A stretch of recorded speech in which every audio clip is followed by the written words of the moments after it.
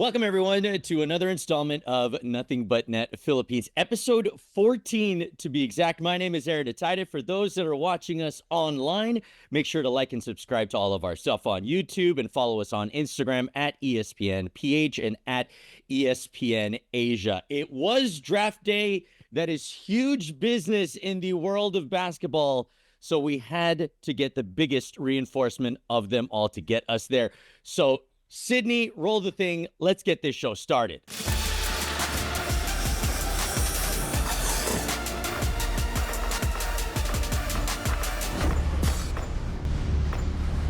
Joining us right now is the front office insider and extraordinaire, one of the only men in the world that truly understands what a second apron is. And he will try to inform us on exactly what that is. The one and only Bobby Marks. Thank you for joining us, buddy. Thanks, Aaron. I appreciate for having me. Oh, it's an interesting perspective that you will be giving us today because on one hand, yes, it was the draft yesterday. Big for you. You are at the combine right now. Another side of this, of course, is that the conference semifinals are going on. So my first question to start us out is just if you could say one big thing while you're watching the conference semifinals as a front office guy, what is that? Injuries. I think that's the biggest thing. That's the biggest takeaway that I've had. You know, it's funny. It's like, whether it be Boston or Cleveland, the two teams that are the number one and number two seeds in the Eastern Conference, 60-plus win teams, and now are faced with, certainly Jason Tatum in Boston and Donovan Mitchell and Evan Mobley and Darius, there's a litany of injuries. And sometimes it's not the best regular season team to get to an NBA Finals. It's basically who can stay healthy through 3 or 4 rounds to get to an NBA Finals here.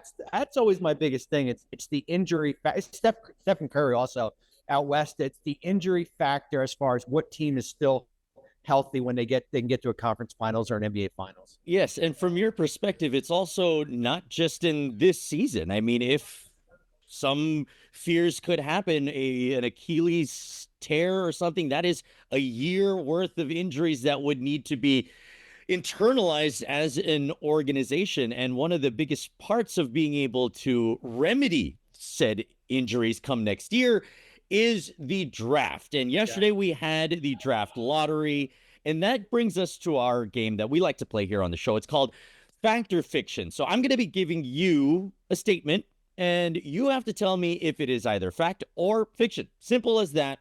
And we are going to start it off with the team that came out of nowhere and took the number 1 draft pick in the upcoming NBA draft.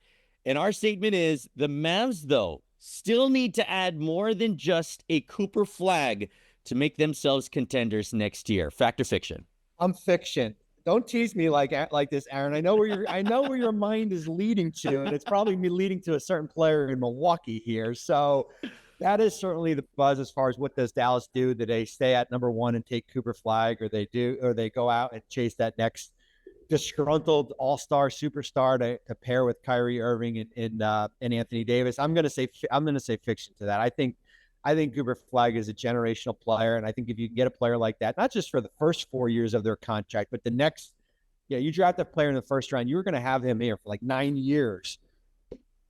That is the way to go. But for me, it is fiction, but I do know where your mind is going with that. See, that is why you are the front office guy. You need to be able to understand wavelengths here to get a better deal out of these situations.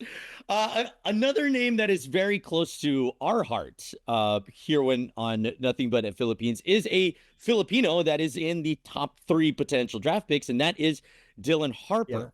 A fact or fiction here, he will seamlessly fit into a San Antonio Spurs lineup. That's fact. I mean, look what he's walking. It's so rare when you're picking at number 2 and you already have like a ready-made lineup. When you have Victor Wembanyama and you have De'Aaron Fox and you have Rookie of the Year Stephen Castle, you basically can. It's not like you're going to an 18 or 19 win team. Although San Antonio did finish outside of the top 10 in the Western Conference, but it's fact. I think what Harper can bring to this is certainly scoring. He's a big wing. So I think he'll fit in seamlessly to this group. Another part of this yesterday was the fact that, again, the worst three teams, the teams that had the highest percentage of winning the lottery, were nowhere near the top. And that leads me to this next statement. Tanking doesn't do anything for you anymore in the draft lottery. That's fact. I mean, listen, sitting in that room last night, it was uncomfortable. It was uncomfortable when I looked at Utah, when I looked at Washington, when I looked at New Orleans, when I looked at Charlotte. All those teams fell back a spot. And you look at similar to what happened with Detroit in past years, where if you have the worst record in the NBA guarantees you nothing, maybe an extra percentage or two. So yes, I would say that how you kind of what roster you put out at the end of the year, and if the goal is to get more ping pong balls and stuff, is not always the best way to go about doing things here. And then certainly Utah and Charlotte and those teams, Washington, of course, certainly paid the price with what happened on Monday night. It is all about recouping assets, and a number one pick would do that for you. Also, having numerous picks that have hit in the past do you very well as well. And that's when the Houston Rockets come into the situation here, where they're a team that have probably the best amount of assets. So the question now, my statement now is that the Rockets do have the best set of assets, picks, players, and contracts to chase after maybe a Giannis Antetokounmpo. Fact or fiction? Fact. You have to have, there's three things on the checklist of chasing a superstar. You have to have draft equity, which certainly Houston has when you look at the 10th pick in the draft. And then you have all your future assets as far as picks that are coming from Phoenix and Dallas. So they've checked the box there. Then you look at young players on rookie contracts. When you look at Amen Thompson, Reed Shepard, Tari Eason, Cam Whitmore, there's a list of those players. And then you have to have those sizable contracts. Remember, we work in a system where you basically have to get within 125% of a salary that's coming back when it's that big. Dylan Brooks, Fred VanVleet. So they check all those. There's a couple, them in San Antonio basically check those boxes as far as having those appealing assets if you were going to go out and chase a superstar. Our last one here, Bobby. One thing that a lot of people love before draft night is the potential of a top 5 pick moving. So the factor fiction here is a top 5 pick won't be traded by draft night. I'm going to say fiction. I would say that, based on where this draft is, certainly, with Cooper at number 1, and I think there's certainly a good bet that Dallas will select him here. I think there's going to be some movement here. I think there's, you can make the argument that there's certainly going to be, the top 5 stays intact and stuff like that. Mm-hmm. But I think there's some volatility to the kind of where this draft could be. I like that. I think that there's a lot of pieces and a lot of different characters in that top 5 that will be made sure that their presence will be felt in those calls in the front office. Bobby, before we let you go, we know that you're at the draft combine right now. Aside from seeing all the players in front of you, what is your favorite part of the combine? Well, I mean, listen, my favorite part of the combine is just kind of the players. One of the things that I've been doing, and this has been the last 6 or 7 years, is helping these players prepare for the combine as far as when they meet with teams to do their interviews.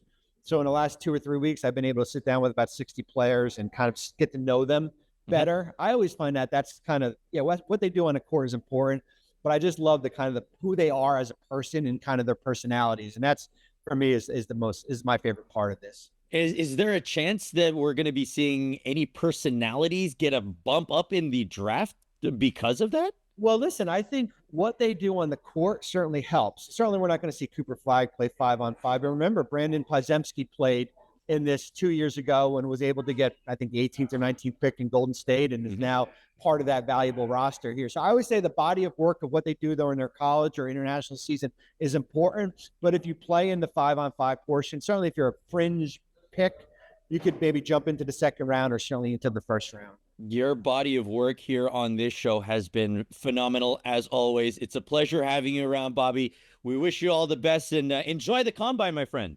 Thanks, Aaron. I appreciate you having me. Now we move on to the topic upon the Philippine shores and the basketball happening over there. And the Philippine Cup is in full bloom. We are experiencing some resurgence in some teams that we might have overlooked for some time now. And that is where we are today. Question is, are the Hotshots for real? They're 5-0 right now. Perfect so far in this Philippine Cup. And it's mainly because of this new philosophy that Coach Chito Victorero has been pushing. And I am so happy that we have gotten there, because this team is no longer about forcing Calvin Abueva to be the focal point of their offense. This team is now about Sav Lucero, Ian Sangalang, and Jerome Lastimosa. And because of this, the game has become easier for players like Calvin and Mark Baroka and Paul Lee to get back into that form that we've expected from them. And I always believed that that was the case with Calvin. Calvin is a menace on the court. He can just do whatever he can out there without plays being called for him. And I think that that's where Coach Chito has finally found a right balance here. The question is, will it be enough to do well in the postseason? Because we saw Northport do that last conference. We've seen it in time and time again. Do regular elimination games mean postseason success? Will it be different this time around for Magnolia? Do let us know in the comments section. That'll wrap things up for us here on Nothing But Net Philippines. My name is Aaron Atayde. We want to say thank you to Bobby Marks for dropping by the show and dropping some knowledge on what a second apron is and all of that. It's always fun having guests around here. Make sure you follow us on Instagram at espn.ph and at espn Asia, as well as liking and subscribing to all of our stuff on YouTube. And head on over to espn.ph for more.